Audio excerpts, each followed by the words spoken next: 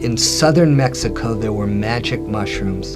And I thought, if we can get to southern Mexico and try those mushrooms, maybe those would help Ron and I understand who we were even better, and maybe understand who God was better. I went to the University of Buffalo, and when I was at Buffalo, that was a time in my life when I was particularly really searching for God. There was just this deep longing in my soul of wanting that there was more to life, that what I had experienced growing up in my Jewish faith served a purpose and was good, but I just felt that there was so much more there, so much more that I wanted to know about God and myself and life. So when I was at Buffalo, I was experimenting in drugs, and I read a lot of books, primarily Eastern books, all with the purpose, all with of trying to understand and find God. And then I realized maybe if I left the city and moved out to the country, maybe a place that was very remote, that maybe I could find God in a more intimate way there. So we decided that we were going to raise tomatoes, and we found 20 acres of land, Ron and I, in southern Oregon. And it was beautiful, a creek and a log house. And it was there we thought we would put the greenhouse and start this little tomato business. What happened was, when we got there and we had our dream realized, I began to see that this was not satisfying, that I was more depressed, more discouraged than ever before in my life. Now we come up with another idea.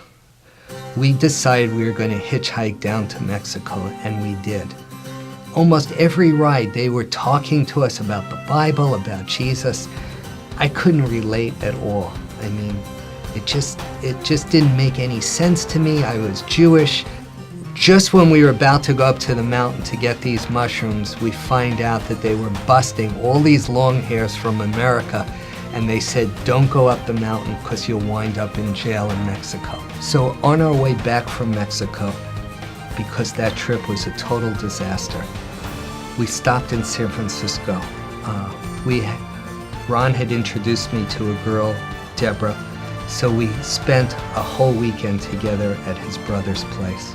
And we spent hours and hours together that weekend talking and just sharing with each other. At the end of that weekend, I was in love with her. I asked her to marry me. She said no, of course. She thought I was nuts. But something happened in my heart that weekend. Something shifted in me, and I was in love. And I had never experienced this incredible feeling before.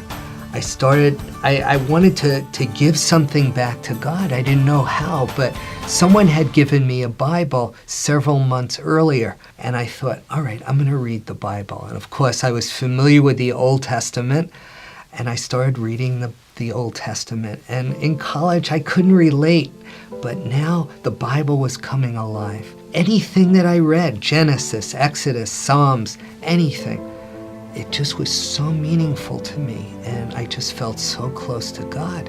And then I get to the New Testament. Now, being raised Jewish, I knew nothing about the New Testament or Jesus. Some of the things he said really disturbed me. He said, I am the way, the truth, and the life, and no man can come to the Father but through me. And I said, how could this be? And he said, the Father and I are one. And I said, but there's only one God. Jesus may be a great man, and I was so confused. I wasn't sharing this with anyone. Ron and I had a close relationship, but I just felt that I couldn't talk to him about these particular things.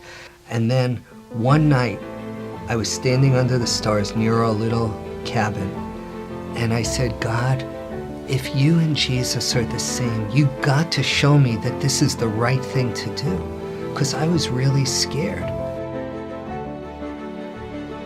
Something happened in my heart that night.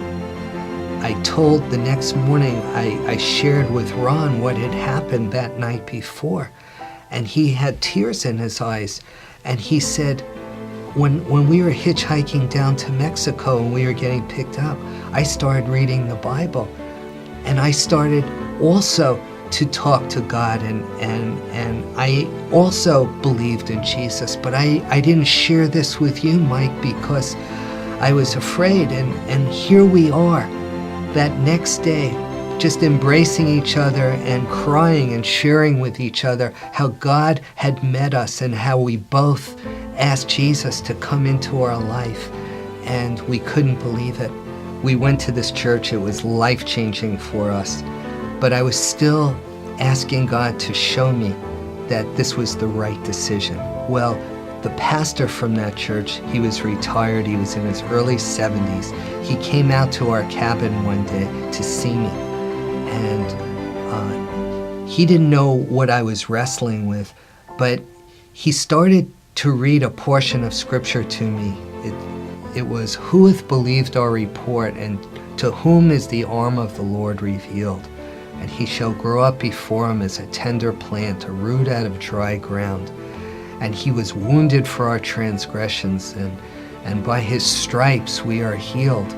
And he said, "Brother Michael," he said, "where do you think this is?" And I said, "I don't know, Matthew, Luke?" And he hands me the Bible, and I look, and it said Isaiah. And I said, "You're kidding." I said, "This is in the Old Testament?" Because it was so obvious to me that it was talking about Jesus. And he started to share with me scriptures from all over the Old Testament, showing me that Jesus was the Messiah.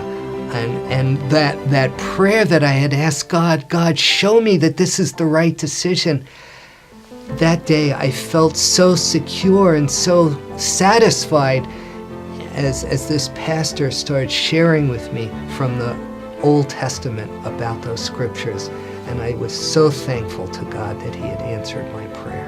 Deborah came up to visit us up in Oregon, and I started to read to her from the scriptures, and she also started to believe in Jesus.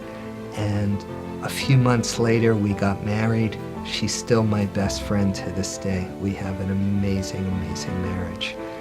My friend Ron, instead of the tomatoes, we decided to start a little business together. So we started a lipo business.